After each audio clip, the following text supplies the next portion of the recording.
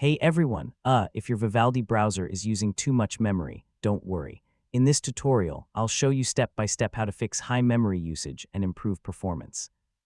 First, close any unnecessary tabs. Each open tab uses RAM, and having too many tabs open can quickly slow your system down. Next, open Vivaldi's built-in task manager. Check which tabs or processes are using the most memory, then close the ones you don't need. Now go to the Extensions menu and disable any extensions you're not using. Some extensions can consume a lot of memory in the background. After that, clear your browsing data. Go into Settings, then Privacy, and clear cache and cookies to remove stored data that may be increasing memory usage. So, if it's still high, try restarting your browser.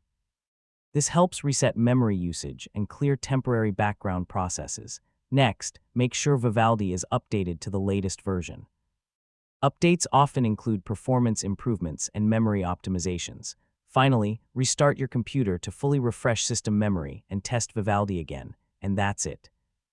Yeah, these steps should fix most high memory usage issues in Vivaldi and help your browser run much more smoothly. Thanks for watching, and I'll see you in the next tutorial.